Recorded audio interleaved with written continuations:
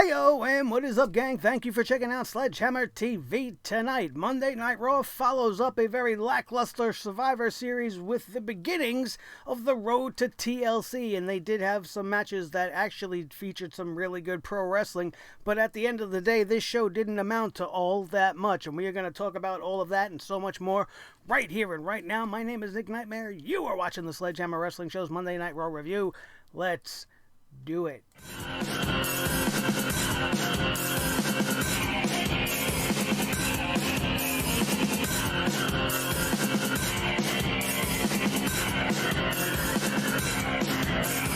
The Sledgehammer Wrestling Show.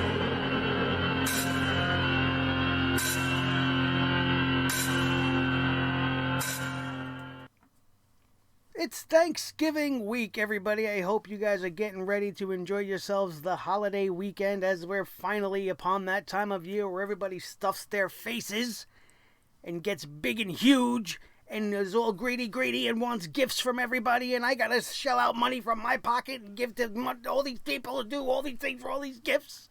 But you know what kind of a gift I got for myself tonight? I got to be able to miss the Survivor Series. That's right. I haven't missed a Survivor Series in 35 years. And let me tell you something.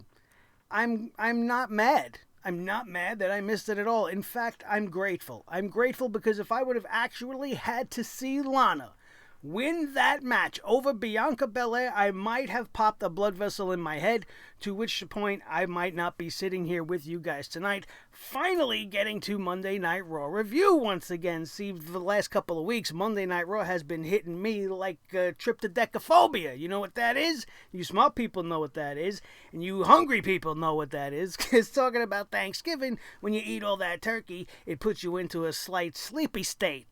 Right? And then you end up on the couch watching football with a beer spilling out of your hand because you're falling asleep. And that's what happens to me during Monday Night Raw on most nights. But tonight I got 2 iced gingerbread lattes from Dunkin' Donuts in my system, and I'm ready to give you guys my thoughts on the road to TLC, because we're not even going to address Survivor Series. Fuck Survivor Series. It was awful. It was a pointless, useless show. Sure, I'm sure some of the matches were okay. I heard that Roman and Drew was fantastic, but it didn't mean anything. Neither show gained anything. SmackDown looked like a bunch of losers outside of Sasha Banks for the most part. It was a waste of time. Just like most of tonight's episode of Monday Night Raw. You see, tonight's episode of Raw opened up with the Raw men's team, who won by a landslide victory last night at the Survivor Series. They were arguing about who the MVP was of that team that night. And I know MVP's on the Hurt Business, and it could get a little bit confusing, but we're actually talking about the most valuable player. They were arguing about this, and there is no denying that the most valuable player tonight on Monday Night Raw was the not GM, who's actually the GM, but not really the GM, Adam Pearce. Adam Pearce, who got Monday Night Raw trending #1 worldwide, not with anything that he's done in his I'm not the GM, but I'm the GM role. Not because he made all these singles matches, not because of any decisions that he made, but because he called Drew McIntyre Drew McInFart. Now, I thought I was hearing things.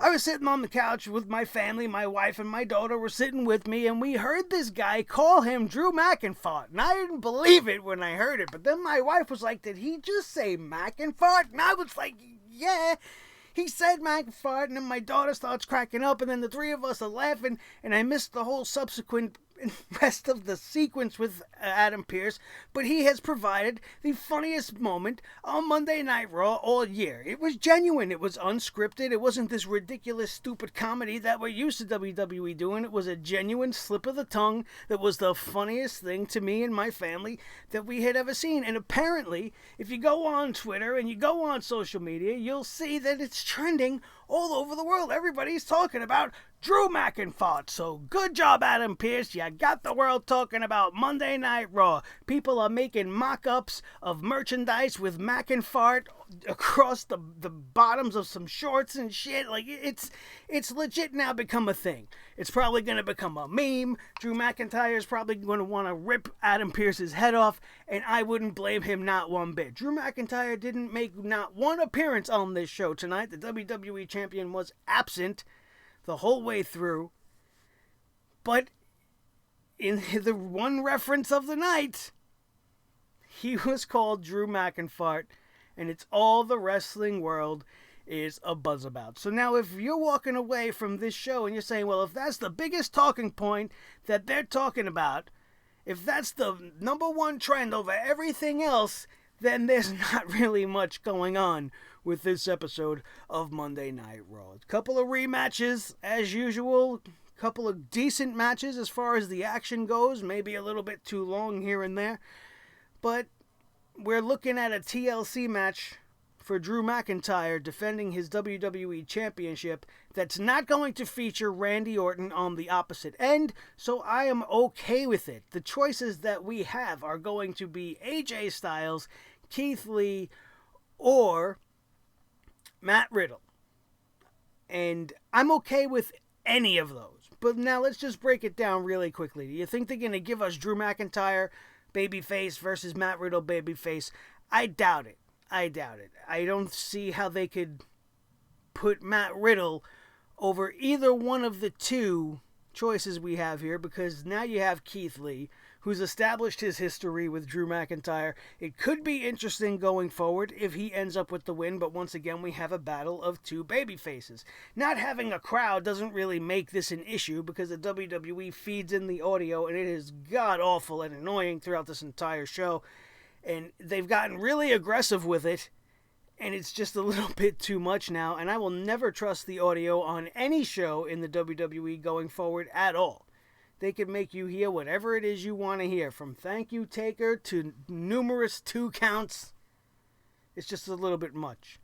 And then the third most obvious choice in the scenario is AJ Styles. AJ Styles being the heel that he's been lately. It would be great to see Drew versus AJ. I think that would be a fantastic feud. AJ's got his new buddy, his 9-foot-tall associate, whose name is Hummus. They named this guy Hummus? I know it's not hummus, like the delicious snack made of chickpeas that you could dip things into. I must be hungry. I'm talking about a lot of food tonight. I don't know what my problem is. But I legit thought they called him Hummus. I don't know. You tell me what you heard. Was it Almas? Almas? It can't be Almas. That was Andrade's name. Is it Almost? Is it Hummus? That's what I'm calling him from now on. This guy's name is Hummus. And he could play a factor going forward with AJ and Drew. You know, it could be quite interesting. It at least is something that we haven't seen over and over for the last few months. So I'll take actually any of the three. I just don't see them putting Riddle in this situation right away. It wouldn't make sense all that much. The other two, much more story to get into if they want to do the smart thing, which is not usually what they do. So who knows? Who knows? As we said, this show opened up with the Raw men's team arguing over who's going to be the new challenger. We settled that with the 3 singles matchups that were handed down by Adam, the MVP of the night, Pearce, Mr. McInFart. He made all these matches. He's got all this power. And Braun Strowman got physical with him for some reason. He took offense to him talking to Braun Strowman last. He was like, oh, last but not least, let's talk to Braun Strowman, see what he thinks. And he was like, last? Braun, I'm not last. And then, you know, beat him up a little bit. I don't know why. I mean, Braun Strowman's got a chip on his shoulder. He's all pissed off. But now he's not even in contention for anything going forward because he had to act like a big jolly green giant jackass. Which is alright with me, because I didn't want to see Drew versus Braun Strowman anytime soon. I'll tell you that much.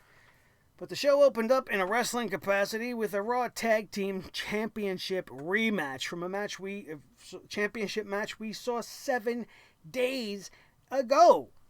The Hurt Business get another opportunity after losing clean on Monday Night Raw last week without having to earn the shot again, without having to do anything. And why is that? Oh, because there are no other tag teams here.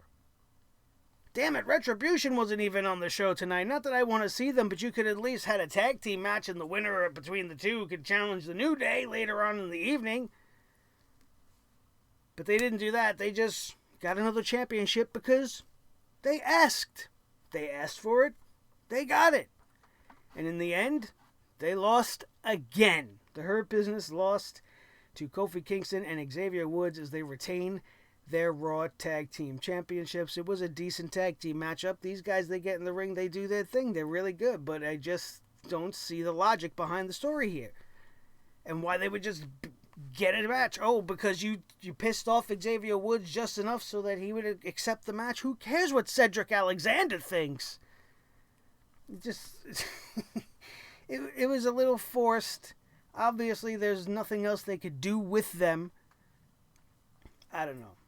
I did dig the Gears of War stuff they were rocking last night at the Survivor Series. I saw the picture there. And I found it interesting that Big E could show up and be with them at the Survivor Series all dressed up in Gears of War, gear to sell their stuff, to hawk the product, but he couldn't help them out on Friday Night SmackDown when they were getting beat down by the Street Profits. But, whatever. We can overlook some of these things, but not all of them. One of the things we definitely can't overlook was the fact that Lana was all over this show. Lana, who won the Survivor Series women's match last night, the sole survivor, because Nia Jax is an idiot. And the rest of the people on that creative staff are idiots. And they couldn't come up with a decent way to make this work. And they had to make Bianca Belair, who should have been the sole survivor, and enabled them to rocket her into some sort of a push out of here. But instead they gave it to Lana so that she could talk to Asuka tonight and end up getting a match because she asked for one. Just like the Hurt Business. She asked for a match. Asuka, well, she actually didn't. She said that she would have liked to had an opportunity at the championship, but, she's not going to do that. But Asuka was like, no, yeah, you can have it. You can have a championship match. And she was like, well, okay, I accept. It was very weird. It was very strange, but somehow we were having Lana in a championship match tonight. And it baffled my mind.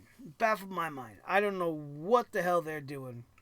We'll talk a little bit more about that in a second, because Lana had to sit there and talk to Sarah Schreiber, saying that, this feels like a dream, this and that. She was on this show like 5 times tonight, and it was one time is already way too much. Oh my God. Then we had Matt Riddle defeating Sheamus. 20-minute long affair. This was a very, very good match. Probably just a little bit too many near falls, I think.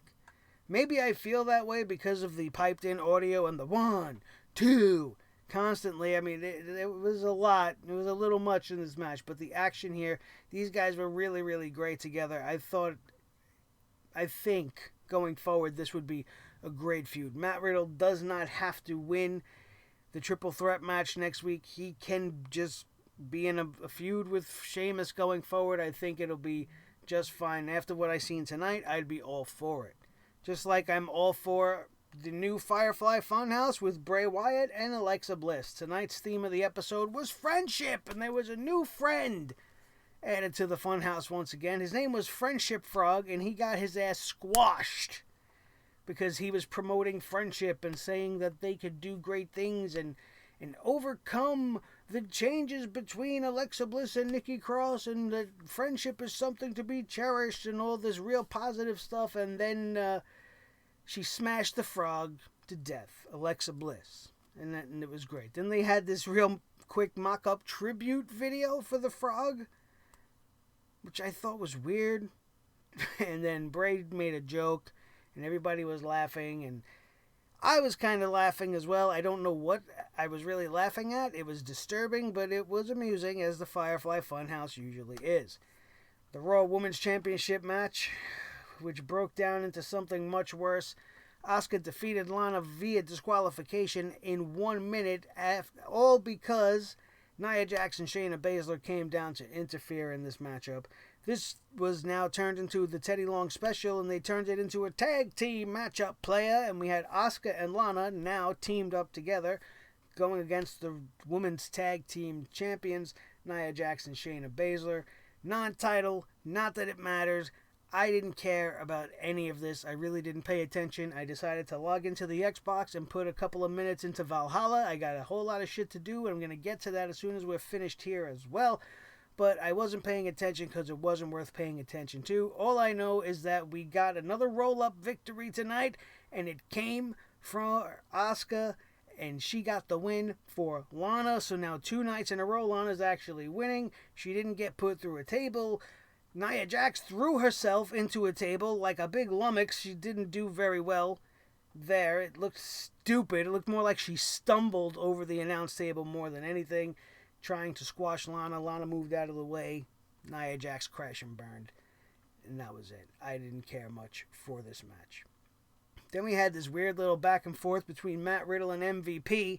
In the back, they were talking about how they're both businessmen, and MVP was a businessman and had ideas for him like pizza-flavored yogurt, and MVP didn't. Just like, it was fucking weird, man. It was weird, and it wasn't worth really listening to.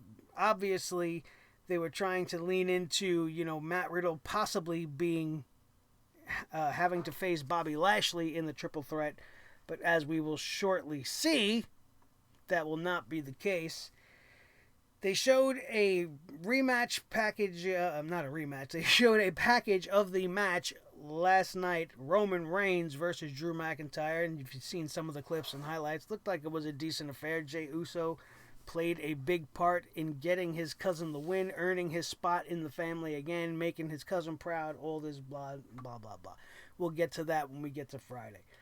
Keithley defeated the United States champion Bobby Lashley. Yeah, it feels great to say that, but the problem here is that he won via disqualification because MVP was protecting his client by getting him a loss here, even though wouldn't you have wanted him to progress forward and have a shot at the champion? I don't know. It didn't make sense as Monday Night Raw never usually does. On the positive side of things, Keithley got a win. Keithley advances. He joins Matt Riddle in the triple threat match.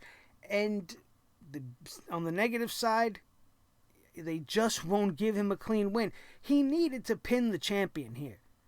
And there's 2 main reasons for it. One, it really solidifies that he deserves to be there. He didn't back his way in via disqualification or some sort of shenanigans. He beat Bobby Lashley, the guy he was supposed to beat, to earn his way into the match, and he should have done that nice and clean, earn his way in.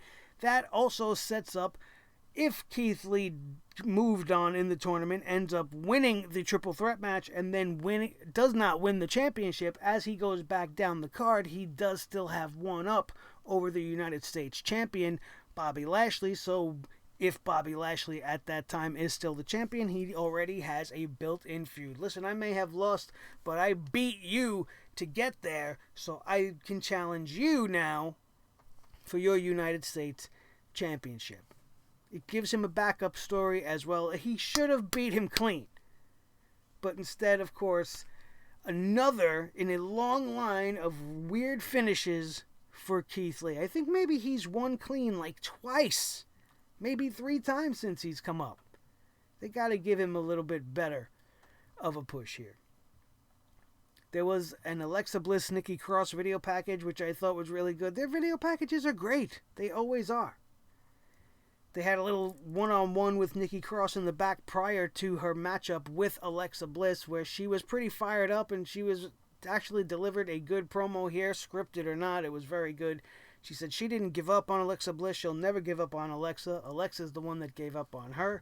She's done trying, and she wants to beat the Fiend out of Alexa Bliss. She was very good here. I really enjoyed it. And as a precursor to the match, it got me hyped up. I got fired up, and Alexa Bliss went out there in her whole new persona with her little paint-and-play gloves and her unique outfit and her crazy Bray Wyatt-like ways as she's taking a beating. She's taking clothesline after clothesline from Nikki Cross and just smiling and giggling about it, and then hit us with a little bit of brilliance, a moment of bliss, if you will. I will give her the respect because, like we have said on this show multiple times, since she has aligned with Bray Wyatt, her acting has been fantastic. She put on a great performance here. She looked almost as if she, for a moment, snapped out of it and realized, like, what the hell am I wearing? What am I doing? Where am I? She started to break down and cry. She started to plead to Nikki Cross, oh my God, I'm sorry. Help me, help me, help me. You kind of knew what was coming, at least I did. I knew this was all going to just be a ruse, but the performance was fantastic. And she lured in Nikki Cross, got her to give her a nice hug to console her and comfort her, only to end up planting her face first in a modified version of the Sister Abigail, picking up the win with a smile on her face and a wicked little grin. Twisted Miss Bliss definitely continues to impress. She did some good selling tonight for Nikki Cross as well. The action was better than it was in the women's tag match. I'll tell you that much. Alexa Bliss doing some great things. Nikki Cross upped her game, doing some great things tonight as well. Very impressed with both of them. Going forward, I hope this isn't the end. Obviously, they got something here, and Nikki Cross maybe is going to be determined to save Alexa Bliss from The Fiend, but who knows what weird and wacky road we're going to go down with that. You want to talk about some weird and wacky roads, we got to talk about saying goodbye to The Undertaker. If you're still with me, just bear with me a moment. The Undertaker is very important to me. He came out at a point in my life where I had just entered my teens. I just turned 13 years old in 1990. Wrestling was kind of getting gimmicky to me. I was starting to get a little bit smarter about the business. There were still too many kiddie gimmicks. Hulk Hogan was still on top. Like, Sergeant Slaughter was an evil bad guy.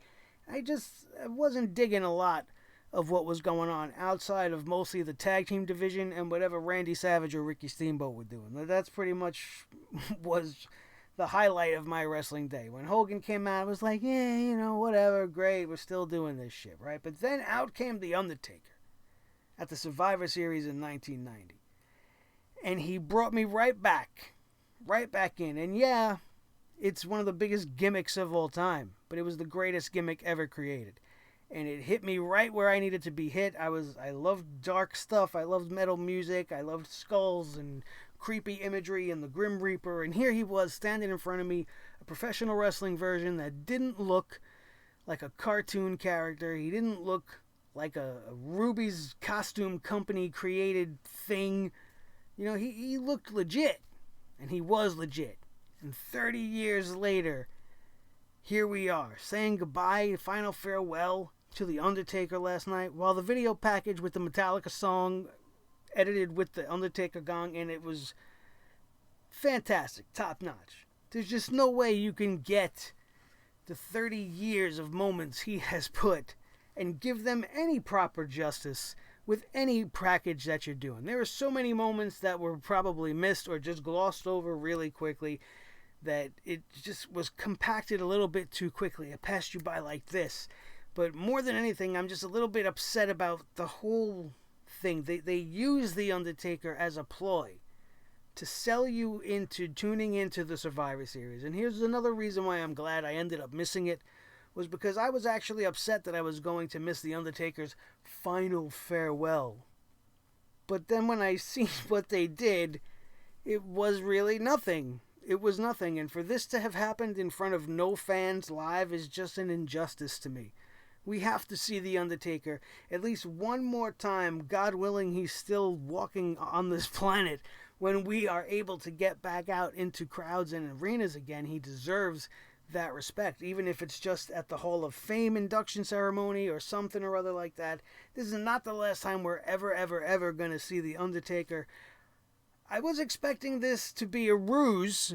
I was expecting them to throw us a red herring and say, it's going to be The Undertaker's final appearance, and then have him start some sort of a program with The Fiend or something, but that was not the case. And instead, you had them bring out like 15 legends. Some of them were cool to see. It was nice to see Henry Godwinn, who I haven't seen in decades, and Midian was there, and a lot of people that really kind of didn't make too much sense. Just some of Taker's more famous opponents, a couple of members of the Bone Street crew, like The Godfather and Savio Vega. Yokozuna was also a member of that crew, as well as Rikishi, who was there. But But then they went away. Then they vanished, right? And then there was Vince McMahon, and he gave this little touching speech in his gravelly Vince McMahon voice as he was trying to fight back the emotions because he doesn't want us to know that he's a human being. And he introduced The Undertaker for the last time. And then we seen The Undertaker come out. Taker told us for 30 years he's been putting people to rest. And now it's time for him to let The Undertaker rest in peace. And those are great words. And it was a cool little moment.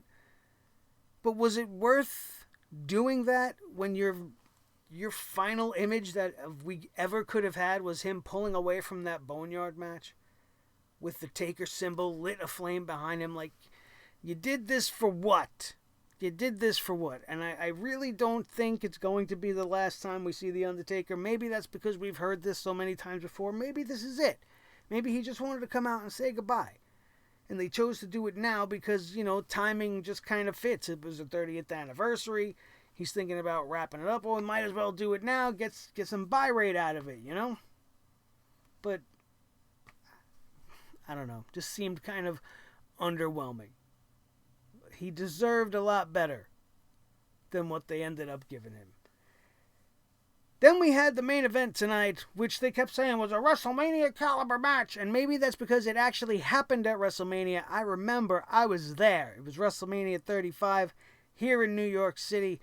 I was there to see Randy Orton versus AJ Styles. This has happened before. Yeah, it's a WrestleMania caliber match. So what? You've been saying that about every match you've been having on Monday Night Raw lately, so you're making that effect mean nothing. Doesn't mean anything. And tonight we had a okay bout, an okay main event between Randy Orton and AJ Styles. And all I wanted here, from the beginning of this match right to the end, was to see AJ Styles win. Because I didn't want to believe that they would be stupid enough to make Randy beat AJ tonight and then go on next week and end up beating Keithley and Matt Riddle at the same time to get us back to a rematch for the WWE Championship with Drew McInFart at TLC. That is definitely not what I wanted. I wanted it to just anything but that.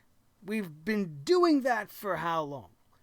So now watching this matchup, as it's transpiring, I know that they're not going to let AJ Styles pin Randy Orton clean without some sort of shenanigans. And what could possibly take Randy Orton off his game? One, I thought maybe Drew McIntyre would finally show up tonight, but apparently he was beaten up so badly by Roman Reigns, he's not able to make it to Monday Night Raw tonight. But then they did the next best thing, which was probably even the more obvious choice, which was they had The Fiend come out. He started to play some mind games with Randy Orton. First, just playing his little music, which took Randy Orton off his game just for a microsecond. And then it was like he didn't give a shit. And he just went apeshit on AJ Styles. Tried to finish this matchup in a hurry once that happened. But then the lights started to go out, started to flicker red. The Fiend started to pop in and out of frame. Ended up right behind Randy Orton at one point. It was actually pretty terrifying stuff. I wouldn't want to be Randy Orton in that situation. And that distracted him just enough for AJ Styles to execute the phenomenal forearm and get Randy Orton 1, 2, 3 in the middle of the ring.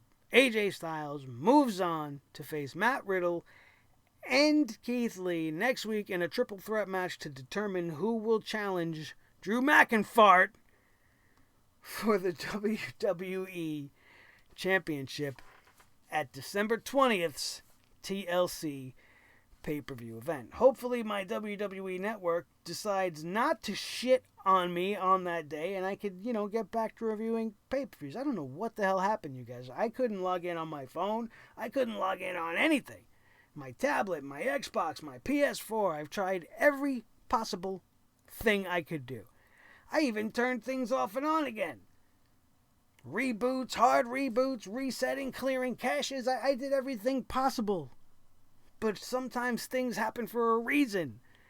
And I think it's better off for all of us that I didn't review that show because I might have just passed out on this camera. I really might have just popped something and just been like, and then you would have been stuck with that.